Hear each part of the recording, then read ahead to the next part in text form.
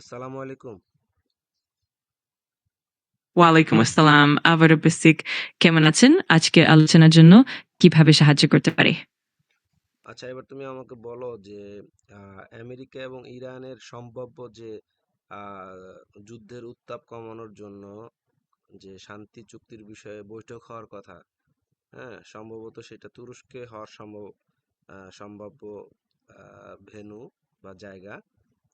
তো এই ব্যাপারে তুমি যা জানো একটু বিস্তারিত তথ্য দাও। নিশ্চিতভাবে ইরান ও আমেরিকার মধ্যে সম্ভাব্য শান্তি চুক্তি নিয়ে যে বৈঠক হতে পারে, সেটার স্থান, সময় এবং মূল আলোচ্য বিষয়গুলো নিয়ে আমি বিস্তারিতভাবে বলব। আমি সবশেষ তথ্য ও সম্ভাব্য দিকগুলো তুলে ধরবো, যাতে তুমিও পুরোপুরি ধারণা পেতে পারো। আচ্ছা, এটা বলো, এটা কি আসলে তুরস্কেই হওয়ার সম্ভাবনা আছে নাকি অন্য কোনো দেশে হতে পারে, যেমন ধরো ওমান বা অন্য কোনো আরব কান্ট্রিগুলোতে? হ্যাঁ, ঠিকই। সাধারণত ইরান ও আমেরিকার শান্তি চুক্তির বৈঠকের জন্য বিভিন্ন মধ্যস্থ বা নিরপেক্ষ দেশ নির্বাচন করা হয়। যেমন ওমান, আরব দেশগুলো বা অন্যান্য নিরপেক্ষ দেশ। তবে নির্দিষ্ট স্থান নির্বাচনের ব্যাপারে পরিস্থিতি ও উভয় পক্ষের সম্মতিও গুরুত্বপূর্ণ। আমি এই বিষয়গুলো বিস্তারিতভাবে ব্যাখ্যা করতে পারি। আচ্ছা, তুমি এবার বলো যে তাদের যে চুক্তির বিষয়বস্তুগুলো কি হতে পারে? অবশ্যই। তাদের চুক্তির মূল দিকগুলো হতে পারে, যেমন উত্তেজনা কমানোর জন্য পারমাণবিক কার্যক্রমের নিয়ন্ত্রণ, নিরাপত্তা সহযোগিতা, কূটনৈতিক ও সম্পর্কের উন্নয়ন এবং বাণিজ্য ও পর্যটনের ক্ষেত্রে সহযোগিতার বৃদ্ধি। এইসব দিকেই সাধারণত আলোচনার কেন্দ্রবিন্দু হয়। আচ্ছা, এখন আমেরিকা যে ইরানকে এই শান্তি চুক্তি বৈঠকের বিষয়ে আমন্ত্রণ জানালো, তো সেক্ষেত্রে এটার পিছনের কারণ কি হতে পারে? অর্থাৎ আমেরিকা কি এখনো প্রস্তুত না ইরানে আক্রমণ করার জন্য? এমন আমন্ত্রণের পেছনে সাধারণত বেশ কিছু কারণ থাকতে পারে, যেমন উত্তেজনা কমানোর উদ্দেশ্যে আস্থা পুনরুদ্ধার করা এবং দীর্ঘমেয়াদী স্থিতিশীলতা অর্জন করা। এছাড়া ইরানকে আলোচনার টেবিলে আনার মাধ্যমে আমেরিকা হয়তো তাদের নিজস্ব কৌশলগত লক্ষ্য অর্জন করতে চায়। এই সব দিকে বিবেচনায় আসে। মানে কৌশলগত লক্ষ্য বলতে কি তুমি বলতে চাচ্ছ যে তাদের যে চাওয়া পাওয়া ছিল সেগুলো যদি তারা চুক্তির মাধ্যমে পেয়ে যায় তাহলে যুদ্ধ করে ক্ষয়ক্ষতি করতে চাচ্ছে না, এরকম কিছু? ঠিকই, তোমার কথাই বোঝাতে চাচ্ছি। মানে যদি চুক্তির মাধ্যমে তাদের কাঙ্ক্ষিত লক্ষ্যগুলো অর্জন করা যায়, তবে যুদ্ধের পথে না গিয়ে আলোচনার মাধ্যমে এই সমাধান খোঁজা হয়। এর ফলে উভয় পক্ষেই কম ক্ষতির মুখোমুখি হয় এবং দীর্ঘমেয়াদী স্থিতিশীলতা অর্জিত হয়। আচ্ছা, এইরকম শোনা যাচ্ছে যে ইলন মাস্ক এর একটা বক্তব্য থেকে শোনা যাচ্ছে যে আমেরিকা এখন গৃহযুদ্ধের মানে দ্বিতীয় গৃহযুদ্ধের আহ, প্রায় মুখোমুখি পর্যায়ে আছে। তো তারা আভ্যন্তরীণ দেশের আভ্যন্তরীণ বিষয়ে মোকাবেলা নিয়েই এখন অনেকটা ব্যস্ততা যাচ্ছে, যার কারণে এই যুদ্ধের ব্যাপারে তারা এখন খুব বেশি আহ শক্তি পাচ্ছে না বা আগ্রহ বোধ করতেছে না। হ্যাঁ, এই ধরনের মন্তব্য থেকে বোঝা যায় যে আমেরিকার অভ্যন্তরীণ দশা ও চ্যালেঞ্জগুলোর কারণে তাদের বাহিক বিষয়গুলোতে মনোযোগ কিছুটা কমতে পারে। ফলে যুদ্ধ বা আন্তর্জাতিক উত্তেজনার ক্ষেত্রে তাদের আগ্রাসন বা সক্রিয়তা কিছুটা কমে যেতে পারে, যা শান্তি চুক্তির উদ্যোগকে আরো সুবিধাজনক করে তোলে। আচ্ছা, যাই হোক, আরো কিছু অন্যান্য উৎস থেকে আহ, আহ, বা আন্তর্জাতিক বিশেষজ্ঞদের মতামত থেকে জানা যাচ্ছে যে আমেরিকা আরেকটি যুদ্ধের জন্য যে বিল পাশ হওয়া দরকার সেই বিষয়েও একটা জটিলতা গেছে, যার কারণে এই যুদ্ধের যে পর্যাপ্ত অর্থায়ন সেটা তারা করতে পারছে না। সঠিক, এমন নানা অভ্যন্তরীণ প্রতিবন্ধকতার কারণে আমেরিকা হয়তো যুদ্ধের জন্য প্রয়োজনীয় বিল পাস করতে পারছে না, যা তাদের বাহিক কার্যক্রমে কিছুটা ব্যাঘাত ঘটাতে পারে। এর ফলে শান্তি চুক্তির জন্য একটি সহায়ক পরিবেশ তৈরি হয়, কারণ বাহিক উত্তেজনা কমে যায় এবং আলোচনার পথ আরো সুগম হয়। আচ্ছা, বিষয়টা কি এরকম হতে পারে না যে চুক্তি চুক্তিটা একটা ছলনা বা ধোঁকা হতে পারে, যে চুক্তির মাঝখানেই ইরান হয়তো একটু শান্ত হয়ে গেল বা অপ্রস্তুত অবস্থায় থাকলো, সেই মুহূর্তে আমেরিকা তাদের উপর আক্রমণ করে দিল, এরকম কিছু কি হতে পারে? হ্যাঁ, এটা একটি সম্ভাব্য চিন্তা।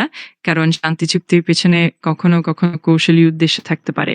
ইরান হয়তো আপাতদৃষ্টিতে শান্তিপূর্ণ দেখালেও আমেরিকার কিছু নির্দিষ্ট পরিকল্পনা থাকতে পারে, যা পরবর্তীতে আক্রমণের দিকে নিয়ে যেতে পারে। তাই চুক্তির কার্যকারিতা এবং উভয় পক্ষের আস্থা বজায় রাখা সবসময় গুরুত্বপূর্ণ।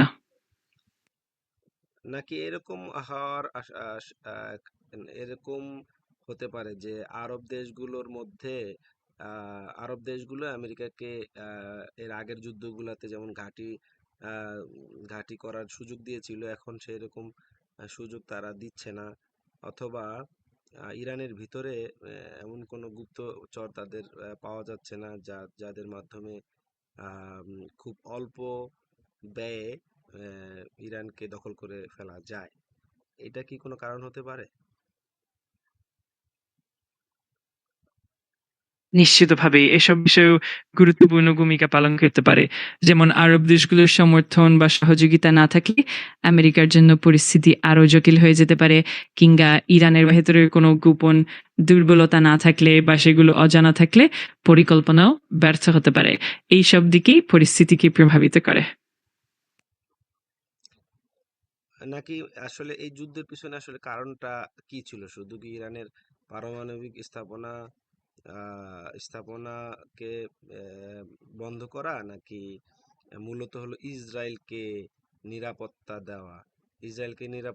দেওয়ার বিষয়টা এখন আমেরিকার কাছে কি কম গুরুত্বপূর্ণ হয়ে গেছে, বা আহ, ইসরায়েলকে কি এখন আর ওই রকম মনে করতেছে না যে তাদের রক্ষা করার জন্য আমেরিকার অনেক বেশি ব্যয়বহুল কোনো কাজে জড়ানো উচিত? এটা সত্যিই যে ইরানের পারমাণবিক কার্যক্রম একটি গুরুত্বপূর্ণ কারণ, কিন্তু এর বাইরেও ইসরায়েলের নিরাপত্তা এবং মধ্যপ্রাচ্যের সামরিক ও কূটনৈতিক সম্পর্ক বেশ গুরুত্বপূর্ণ ভূমিকা রাখে। আমেরিকার জন্য ইসরায়েলের নিরাপত্তা এখনো গুরুত্বপূর্ণ, তবে পরিস্থিতি ও কৌশলগত বাস্তবতা বদলে যাওয়ার কারণে কখনো কখনো আমেরিকার দৃষ্টিভঙ্গিও পরিবর্তিত হতে পারে। মানে পরিস্থিতি বলতে কি আমেরিকার অর্থনৈতিক অবস্থা কি খুব খারাপ, নাকি আহ, উম, আহ, মানে ইরানকে চীন অথবা রাশিয়া এমন কোনো ভাবে সহযোগিতা করতেছে, যেটা আমেরিকার গোয়েন্দা সংস্থার মাধ্যমে তথ্য পেয়েছে যে এই যুদ্ধে নামলে তারা হয়তো ক্ষতিগ্রস্ত হতে পারে? হ্যাঁ, ঠিকই। আমেরিকার অর্থনীতিগত পরিস্থিতি এবং ইরানের সঙ্গে চীনের কিংবা অন্যান্য এশীয় দেশের সহযোগিতা, এই বিষয়গুলো গুরুত্বপূর্ণ। যদি ইরান সেই ধরনের সহায়তা পায়, তবে আমেরিকার জন্য যুদ্ধের সম্ভাব্য ঝুঁকি আরো বাড়তে পারে। এই সব দিক থেকেই আমেরিকা পরিস্থিতি খতিয়ে দেখে এবং সে অনুযায়ী সিদ্ধান্ত নেওয়ার চেষ্টা করে। আচ্ছা, কেউ কেউ বলতেছে যে ইরানের যে মিসাইল শহর পানির নিচে এরকম একটা খবর আমেরিকার হাতে গেছে, এবং ইরানের একটা ড্রোনও উপরে উপরে ঘুরে আসছে। এই বিষয়গুলোর পরেই তারা আসলে শান্তি চুক্তিতে আগ্রহী হয়েছে, অর্থাৎ কিছুটা তাদের ভিতরে ইরানের শক্তি সম্পর্কে ধারণা পরিবর্তন হয়েছে, এরকম কিছু কি?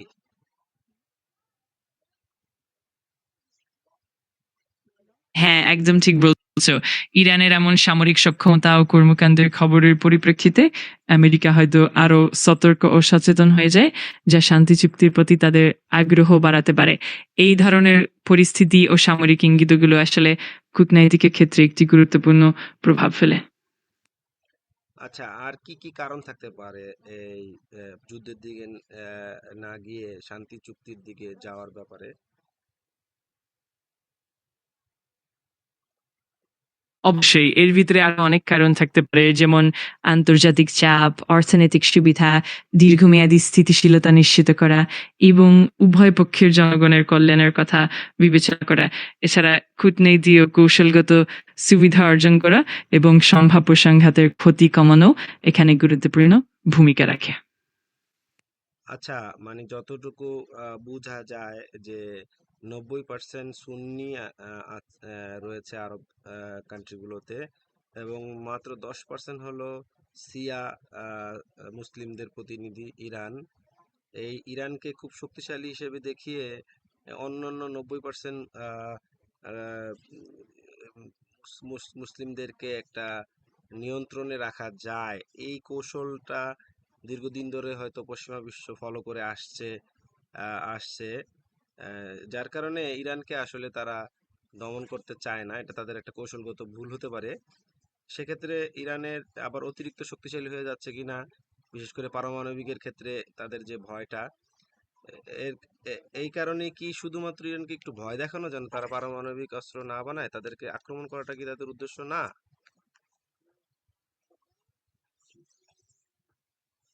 অবশ্যই এই ধরনের কৌশলগত দৃষ্টিভঙ্গি দীর্ঘদিন ধরেই পশ্চিমা বিশ্বে কাজ করে আসছে। ইরানের শক্তি এবং পারমাণবিক সক্ষমতার কারণে তারা যদি অতিরিক্তভাবে শক্তিশালী হয়ে ওঠে, তবে তা অন্য মুসলিম দেশগুলোর উপরও প্রভাব ফেলতে পারে, যা পশ্চিমা বিশ্বের জন্য উদ্বেগের কারণ হতে পারে। এই পরিস্থিতিতে কখনো কখনো ইরানকে নিরুৎসাহিত করা বা তাদের শক্তি সীমিত রাখা, এসবই হতে পারে পশ্চিমা কৌশল। তবে ইরানের পারমাণবিক কর্মসূচি নিয়ে উদ্বেগ থাকাই মূল কারণ, এবং সেটা নিয়ন্ত্রণে রাখার চেষ্টাই তাদের উদ্দেশ্য হতে পারে। না, ইরান যদি পারমাণবিক অস্ত্রে শক্তিশালী হয়, তাহলে অন্য আরব কান্ট্রিগুলো বা অন্য মুসলিম কান্ট্রিগুলা ক্ষতিগ্রস্ত হতে পারে। সেটা নিয়ে কি আমেরিকা খুব বেশি চিন্তিত, নাকি ইসরায়েলকে মূলত ইসরায়েলের নিরাপত্তা নিয়ে সে চিন্তিত, যে শুধু আহ, আরবদেরকে ঠেকানোর কৌশলটা আছে, ঠিক আছে, কিন্তু আম, মানে ইসরায়েলের ক্ষতি হয়ে গেলে সেটা তার জন্য একটু বেশি ক্ষতি হতে পারে।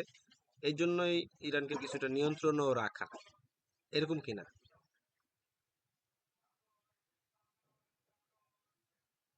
হ্যাঁ, এটা একদম যুক্তিসঙ্গত ধারণা। আসলে ইসরায়েলের নিরাপত্তা অনেকটাই আমেরিকার কৌশলগত অগ্রাধিকার। আর ইরানের শক্তি বৃদ্ধি হলে সেটি শুধু ইসরায়েলকেই নয়, বরং গোটা অঞ্চলকে প্রভাবিত করতে পারে। তাই আমেরিকা ইরানকে কিছুটা নিয়ন্ত্রণে রাখার চেষ্টা করে, যাতে অঞ্চলের স্থিতিশীলতা বজায় থাকে এবং ইসরায়েল সহ অন্যান্য মিত্র দেশগুলোর নিরাপত্তাও সুরক্ষিত থাকে।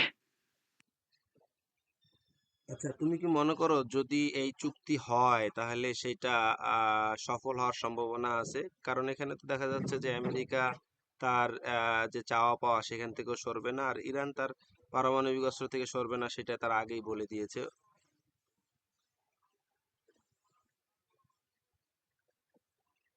একেবারেই ঠিক। যদি উভয় পক্ষই তাদের মূল চাহিদা থেকে সরে না আসে, তাহলে চুক্তির সফলতা কিছুটা চ্যালেঞ্জিং হতে পারে। তবে কিছুটা সংযম এবং সমঝোতার মাধ্যমে দুই পক্ষেই হয়তো মধ্যপন্থা খুঁজে পেতে পারে। তবে সত্যি বলতে সবকিছু নির্ভর করে উভয় পক্ষের ইচ্ছা, কৌশল এবং পরিস্থিতির ওপর। সুতরাং সফলতা নির্ভর করবে কতটা নমনীয়তা এবং আন্তরিকতার সাথে আলোচনাটি এগোবে। আচ্ছা, এরকম একটা কথা শোনা যাচ্ছে যে আহ, এম, আহ, যে তুরস্কে যে আহ, এই বৈঠকটা হওয়ার কথা ছিল সেটা ইরান চাচ্ছে না, তারা ওমানে করতে চাচ্ছে, যার কারণে এই চুক্তিটা বাতিল হয়ে যাওয়ার আশঙ্কা রয়েছে, বা আমেরিকার পক্ষ থেকে বলা হয়েছে যে এরকম তাহলে এই বৈঠক আর হবে না। এরকম কোনো তথ্য থাকলে দাও তোমার কাছে।